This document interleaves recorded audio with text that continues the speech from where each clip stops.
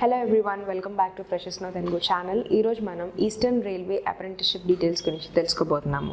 So ఈ details మీరు ఓన్గా తెలుసుకోవాలి అనుకుంటే డిస్క్రిప్షన్ బాక్స్లో లింక్ ప్రొవైడ్ చేశాము. జస్ట్ డీటెయిల్సే కాదు, డైరెక్ట్గా అప్లై చేసుకోవడానికి యాక్సెస్ కూడా మీకు ఒకే పేజ్లో దొరుకుతుంది. జస్ట్ గూగుల్కి వెళ్ళి ఈస్టర్న్ రైల్వే రిక్రూట్మెంట్ 2022 ఫ్రెషెస్ నౌ అని కనుక సెర్చ్ చేస్తే మీకు డీటెయిల్స్ అండ్ డైరెక్ట్గా అప్లై చేసుకోవడానికి లింక్స్ అన్నీ మీకు ఒకే ప్లేస్లో దొరుకుతాయి. అండ్ ఇట్లాంటి మోర్ రెగ్యులర్ జాబ్ అప్డేట్స్ కోసం మా టెలిగ్రామ్ ఛానల్ని జాయిన్ అవ్వండి. ఫ్రెషెస్ నౌ తెలుగు లింక్ డిస్క్రిప్షన్ బాక్స్లో ఉంటుంది, డైరెక్ట్గా జాయిన్ అవ్వడానికి. సో చెక్ చేయడం మర్చిపోవద్దు. ఈస్టర్న్ రైల్వే నుంచి అప్రెంటిస్షిప్ ట్రైనింగ్ అనేది రిలీజ్ చేశారు. సో దీనికి సంబంధించిన డీటెయిల్స్ అన్ని మనం అఫీషియల్ నోటిఫికేషన్ ద్వారా తెలుసుకోబోతున్నాము. సో మీరు కనుక అఫీషియల్ నోటిఫికేషన్ ఓన్గా చదవాలి అనుకుంటే డిస్క్రిప్షన్ బాక్స్లో అఫీషియల్ నోటిఫికేషన్ లింక్ కూడా యాక్సెస్ ఇచ్చాము. లేదు మాకు డీటెయిల్స్ అన్నీ ఇమీడియట్గా తెలుసుకోవాలి అనుకుంటే వీడియోని చివరి వరకు స్కిప్ చేయకుండా చూడండి. సో ఫస్ట్ మనకి ఇంపార్టెంట్ డేట్స్ అనేది మెన్షన్ చేశారు. ఈ పర్టికులర్ నోటిఫికేషన్ అనేది రిలీజ్ చేసింది 29th of March 2022 and online application మాత్రం మీకు 11th of April నుంచి బిగిన్ అవుతుంది till 10th of May. So మీకు నియర్లీ 1 month ఆఫ్ టైం ఉంటుంది మీరు అప్లికేషన్ ప్రాసెస్ చేసుకుంటానికి. అప్లికేషన్స్ అనేది ఇండియన్ నేషనల్స్కి eligible and relevant education qualifications and other పారామీటర్స్ని ఫుల్ఫిల్ చేస్తేనే మీరు ప్రొసీడ్ చేయాలి ఫర్ ది అప్లికేషన్. అప్లికేషన్స్ అనేది ఓన్లీ ఆన్లైన్ ద్వారా సబ్మిట్ చేయాలి and other modes of applying అనేది ఎంటర్టైన్ చేయరు ఆర్ కన్సిడర్ చేయరు. నెక్స్ట్ మీకు trade wise or unit wise అనేది మీకు వేకెన్సీస్ ఆర్ అప్రెంటిస్షిప్ డీటెయిల్స్ అనేది డివైడ్ చేశారు. సో ఈ నెంబర్ ఆఫ్ స్లాట్స్ ఏదైతే మనకి మెన్షన్ చేశారో అవి ఇంక్రీజ్ అవ్వచ్చు, డిక్రీజ్ అవ్వచ్చు డిపెండింగ్ అపాన్ ద రిక్వైర్మెంట్. ఇక్కడ మీకు డిఫరెంట్ కేటగిరీ వైజ్ మెన్షన్ చేశారు అండ్ ఫర్దర్గా మనకి ఈ టేబుల్ ఫార్మాట్లో trades and category wise vacancies. So trades కనుక మీరు చూస్తే టోటల్ 12 ట్రేడ్స్ ఆర్ 12 యూనిట్స్లో వేకెన్సీస్ అనేది అవైలబిలిటీ ఇచ్చారు. Fitter, welder, mechanic diesel and machinist, carpenter, painter, linemen, wiremen, ref and AC mechanic, electrician and mechanic, machine tool. So total కనుక మనకి చూస్తే 267 vacancies ఉన్నాయి.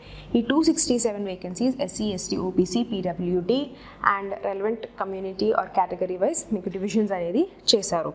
సో టోటల్గా ఈడబ్ల్యూఎస్ క్యాండిడేట్స్ వాళ్ళకి అయితే 66, యూఆర్ కేటగిరీ వాళ్ళకి అయితే 267 అండ్ నెక్స్ట్ ఎస్సీ వాళ్ళకి కనుక చూస్తే 99, ఎస్టీ వాళ్ళకి 49, ఓబీసీ వాళ్ళకి 178. సో అట్లాగా మీకు రిలవెంట్గా ఇచ్చారు. సో టోటల్ వచ్చేసి మనకి 659. సో ఈ 659 అనేది మీకు డిఫరెంట్ డిపార్ట్మెంట్స్ ఆర్ డిఫరెంట్ కమ్యూనిటీస్లో వేకెన్సీస్ డివైడ్ చేయడం జరిగింది. And next workshop is Liluah. So దీంట్లో మీకు టోటల్ వచ్చేసి 612 అండ్ నెక్స్ట్ సిల్హార్ డివిజన్కి కనుక అయితే టోటల్ 297 వేకెన్సీస్ అండ్ నెక్స్ట్ కంచర్ పారా వర్క్షాప్కి కనుక అయితే మీకు 187 వేకెన్సీస్ అనేది మెన్షన్ చేశారు. అండ్ నెక్స్ట్ మాల్డా డివిజన్కి 138. సో అట్లాగా మీకు వేరియస్ డివిజన్స్ అండ్ వర్క్షాప్స్ అనేది ఉన్నది. అనసోల్కి 412 వేకెన్సీస్. నెక్స్ట్ జమల్పూర్ వర్క్షాప్కి 667 వేకెన్సీస్. సో ఇట్లా వేరియస్ డివిజన్స్ ఆర్ వర్క్షాప్ వైజ్గా ట్రేడ్స్ అనేది డివైడ్ చేసి ఉన్నారు. సో ట్రేడ్స్ మీకు same fitter, welder, machinist, Turner.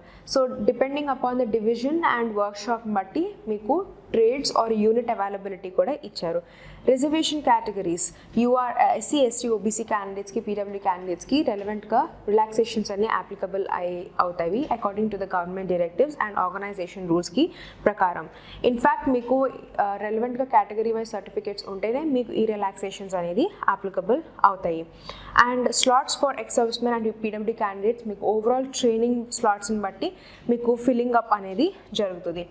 And PWD candidates also మీకు ఏ పర్టిక్యులర్ కేటగిరీకి ఏ పర్టిక్యులర్ పీడబ్ల్యూడీ ఆర్ డిజేబిలిటీని కన్సిడర్ చేస్తారు అనేసి మెన్షన్ చేశారు. ఫర్ ఎగ్జాంపుల్ ఫిట్టర్ ట్రేడ్కి అయితే lower limb partially damage from one side అన్న వాళ్ళైతే వాళ్ళు జాయిన్ అవ్వచ్చు.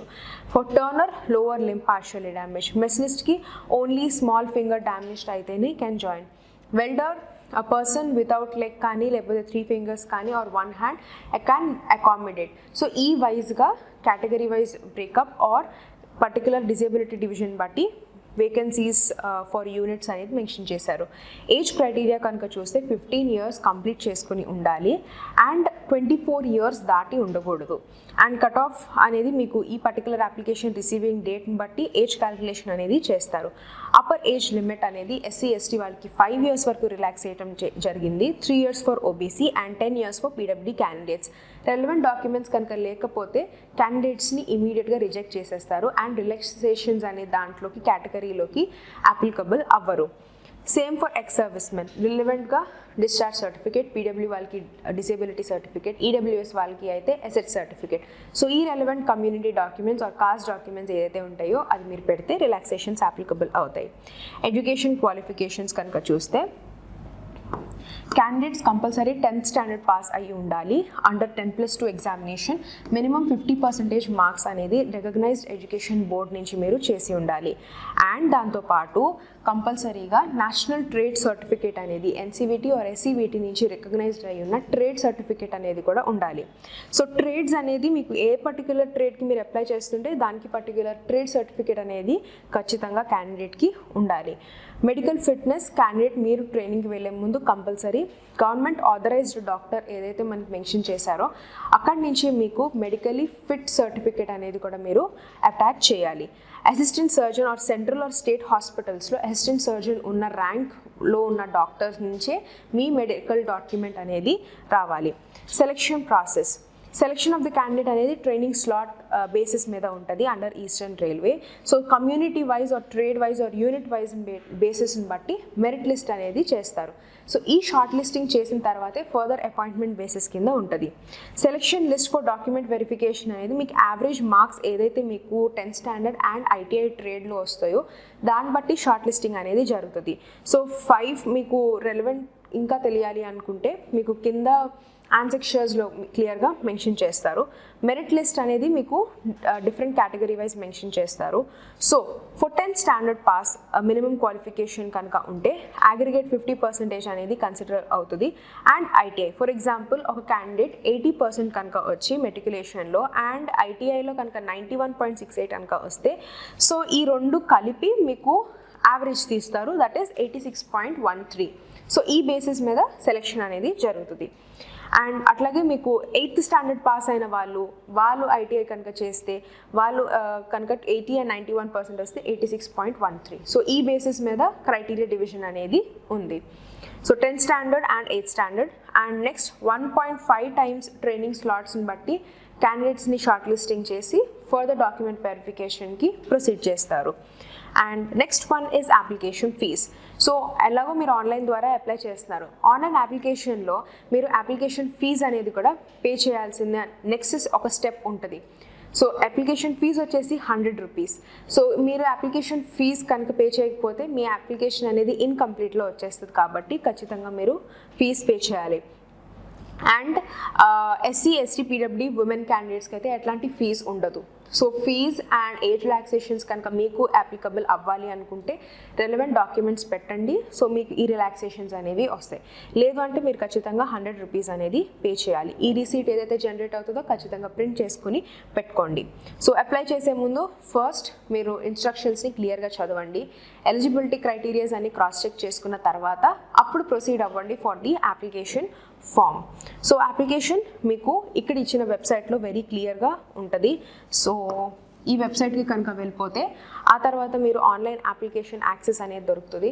సో అప్లికేషన్ ఫామ్ ఫిల్ చేయండి, తర్వాత రెలవెంట్ డాక్యుమెంట్స్ అప్లోడ్ చేసి ఫీజ్ ఒకవేళ మీరు పే చేయాలి అంటే ఫీజ్ కూడా పే చేసేసి మీరు సబ్మిట్ చేయడమే. సబ్మిట్ చేసే ముందు ఖచ్చితంగా అప్లికేషన్ ఫామ్ని ప్రింట్ తీసుకోండి. అండ్ ఆల్సో ఏదైతే ఫీజ్ పే చేస్తారో అది కూడా మీరు ఫీజ్ ఈ రిసీట్ అనేది కూడా ప్రింట్ చేసుకొని పెట్టుకుంటాం, మర్చిపోవద్దు. అండ్ నెక్స్ట్ సెక్షన్ డాక్యుమెంట్స్ మీరు అప్లోడ్ చేయాల్సినవి స్కాన్ ఫోటోగ్రాఫ్, సిగ్నేచర్, మీ 10th standard mark sheets, ITI certificate and next మీ కమ్యూనిటీ ఆర్ మీకు సంబంధించిన ఏదైతే కేటగిరీ వైజ్ సర్టిఫికేట్స్ అనేది ఫార్మాట్ అనేది ఖచ్చితంగా మీకు ఏదైతే వెబ్సైట్లో మెన్షన్ చేశారో అదే విధంగా మీరు అప్లోడ్ చేయాలి. సో అన్ని PDF ఫార్మాట్స్ అని మెన్షన్ చేశారు. సైజెస్ కూడా మీకు అప్లికేషన్ ఫామ్లో మీకు మెన్షన్ చేస్తారు. ఒకసారి మీరు అప్లికేషన్ ఫామ్ ఓపెన్ చేసి డీటెయిల్స్ అన్ని ఫిల్ చేసి నెక్స్ట్ స్టెప్ కనుక వెళ్తే మీకు అప్లికేషన్లో క్లియర్గా మెన్షన్ చేస్తారు ఎంత సైజ్ ఉండాలి మీ ఫైల్ సైజ్ అనేది ఇక్కడ వెరీ క్లియర్గా ఉంటుంది అప్లికేషన్లో. So next, incomplete applications or incomplete fee receipts or ఇన్కంప్లీట్గా మీరు ఫీజ్ పే చేయకపోయినా ఏదున్నా కానీ candidates will be immediately rejected. So అది కన్సిడరేషన్లోకి కూడా తీసుకోరు. అండ్ ఇన్వాలిడ్ అప్లికేషన్స్ ఏ కేటగిరీ వైజ్ వస్తుంది అంటే, ఒకవేళ క్యాండిడేట్స్ సిగ్నేచర్ అనేది క్యాపిటల్ లెటర్స్లో పెట్టినా కానీ, క్లియర్గా మీ డాక్యుమెంట్స్ లేకపోయినా కానీ, మిస్ మ్యాచ్ ఇన్ఫర్మేషన్ ఉన్నా, డ్యూప్లికేషన్ ఆఫ్ డాక్యుమెంట్స్ ఉన్నా కానీ, ప్రాపర్గా మీరు డీటెయిల్స్ ఫిల్ చేయకపోయినా కానీ, మిస్టేక్స్ ఏమైనా ఉన్నా కానీ క్యాండిడేట్స్ని ఇమీడియట్గా రిజెక్ట్ చేస్తారు. సో అవన్నీ ఇన్వాలిడ్ అప్లికేషన్స్ కింద వచ్చేస్తుంది ఇమీడియట్గా. సో అందుకే ముందు చూసుకుని ఆ తర్వాత proceed to apply. Finally, terms and conditions. So మీరు గుర్తుపెట్టుకోవాల్సిన బేసిక్ డీటెయిల్స్ ఫస్ట్ ఇన్స్ట్రక్షన్స్ని క్లియర్గా చదవటం, నోటిఫికేషన్ని ఒకసారి మళ్ళీ క్లియర్గా మీ ఓన్గా చదవండి. డిస్క్రిప్షన్ బాక్స్లో మేము అఫీషియల్ నోటిఫికేషన్ లింక్ కూడా అటాచ్ చేసేసి ఉంచాము. అండ్ ఈ పర్టికులర్ వేకెన్సీస్ ఇంక్రీజ్ డిక్రీజ్ అవ్వచ్చు కాబట్టి, so depending upon the requirement బట్టి ప్లేస్మెంట్ అనేది ఉంటుంది. అండ్ నెక్స్ట్ వన్, సెలెక్షన్ అనేది ప్యూర్లీ మెరిట్ బేసిస్ని బట్టి ఉంటుంది. అండ్ క్యాండిడేట్స్ మీకు any sort of agencies or middle sort men కనుక ఉంటే ప్లీజ్ బీ అవేర్. సో మీరు డైరెక్ట్గా ఆన్లైన్ ద్వారా ప్రొసీడ్ అవ్వాలి కాబట్టి ఎట్లాంటి మిడిల్ ఏజెన్సీస్కి ప్రొసీడ్ అవ్వద్దు. సో మీకు కనుక ఏమన్నా అట్లాంటి నోటీస్ ఏమన్నా వస్తే ఇక్కడ మీకు అడ్రస్ కూడా ఇచ్చారు. ఇన్ పర్సన్గా వెళ్ళి ఏమన్నా క్లియర్ చేసుకోవాలన్నా కానీ మీకు ఇక్కడ అడ్రస్ కూడా మెన్షన్ చేశారు. So final end of the notifications వచ్చేసాము. ఆన్సెక్షర్స్లో మీకు cost certificate for SC ST mention చేశారు. దీంతో పాటు ఇది జస్ట్ డిక్లరేషన్. సో దీంతో పాటు మీకు గవర్నమెంట్ నుంచి వచ్చిన డాక్యుమెంట్ కూడా అటాచ్ చేయాలి. ఇది OBC వాళ్ళకి ఈ పర్టికులర్ డాక్యుమెంట్ ఫిల్ చేయాలి. And next, proforma for the OBC candidates. So ఈ డాక్యుమెంట్ అనేది OBC వాళ్ళకి. ఆ తర్వాత ఇది మీకు EWS అసెట్ డాక్యుమెంట్తో పాటు ఈ పర్టికులర్ సర్టిఫికేట్ కూడా మీరు ఫిల్ చేసి మీరు సబ్మిట్ చేయాలి. సో కేటగిరీ వైజ్ మనకి డాక్యుమెంట్స్ ఆర్ సర్టిఫికేట్స్ అనేది కూడా అటాచ్ చేసేసారు కాబట్టి ఇదే ఫార్మాట్లో ఫిల్ చేసేసి, ప్రింట్ చేసి, స్కాన్ చేసి, ఆ తర్వాత గవర్నమెంట్ మీకు ఇచ్చిన ఏదైతే డాక్యుమెంట్ ఉంటుందో దాంతో పాటు ఈ డాక్యుమెంట్ కూడా అటాచ్ చేసి యూ హ్యావ్ టు సబ్మిట్. ఇంకేమైనా డౌట్స్ ఉంటే కామెంట్ సెక్షన్లో కామెంట్ చేయండి. Thank you so much for watching. And freshers now Telugu ఛానల్కి సబ్స్క్రైబ్ చేయడం మర్చిపోవద్దు ఫర్ మోర్ ఇన్ఫర్మేటివ్ వీడియోస్.